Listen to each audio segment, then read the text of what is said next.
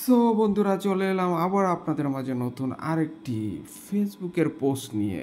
এই পোস্টটি আমার কাছে একটু অন্যরকম লেগেছে। আচ্ছা, পোস্টটি যে করেছেন তার নাম হচ্ছে নুসরাত জাহান, আর পোস্টটি হচ্ছে মেবি ইত্তেফাকের। তো আমরা যদি একটু পোস্টটা পড়ি, ঢাকা বিশ্ববিদ্যালয়ের ধর্মবিদ্বেষী দুই শিক্ষককে অবিলম্বে অবসরের দাবি করেছেন শায়েক আহমদুল্লাহ। তো আচ্ছা, এই ব্যাপারে একটু কথা বলার আগে চলেন আমরা যদি একটু কমেন্টের দিকে চলে যাই। কমেন্টে আসলে আমরা একটা ধারণা পাবো জনগণ মানে কি ভাবতেছে। তো এখানে একজন কমেন্ট করেছেন, মাশাল্লাহ প্রিয় শাহেক, খুবই সুন্দর এবং চমৎকার কথা বলেছেন। আচ্ছা, আরেকজন এখানে কমেন্ট করেছেন, অসাধারণ। রাউফ মম এখানে কমেন্ট করেছেন, রাইট বলেছ। মাসুম 24/7 উনি আবার এখানে কমেন্ট করেছেন, একদম ঠিক। আরেকজন এখানে কমেন্ট করেছেন, নতুনদের পাশে থাকতে চাই ইনশাল্লাহ। হাবিব এখানে কমেন্ট করেছেন, কালিমার দাওয়াত দিয়ে গেলাম, লা ইলাহা ইল্লাল্লাহু মুহাম্মাদুর রাসূলুল্লাহ।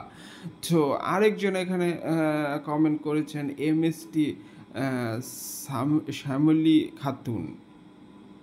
শ্যামলী খাতুন, আচ্ছা, একদম ঠিক কাজ, মানে আসলে এটা ঠিক কাজ।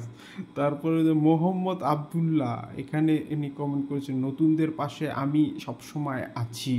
আচ্ছা, তো আরেকজন কমেন্ট, ইনশাল্লাহ নতুনদের পাশে আছে, আছে, একদম ঠিক।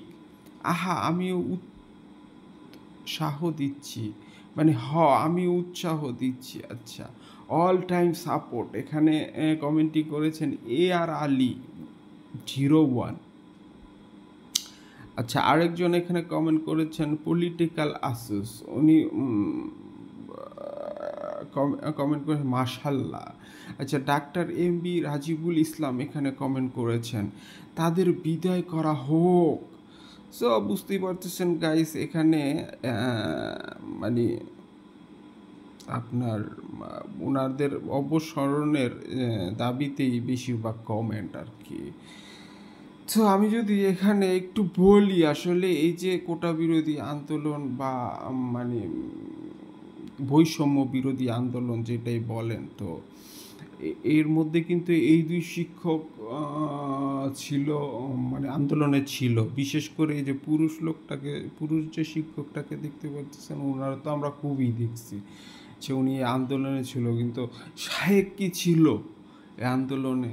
আর শায়েক কি, আমার চোখে পড়ে নাই শায়েক এই আন্দোলন নিয়ে কোনো কথা বলছে। যাই হোক, শায়েক সেটা কথা না, সেটা হচ্ছে এখন মানে যারা বিএনপি করে বা জামাত করে তারা তো শায়েকের কথায় একমত হবেই।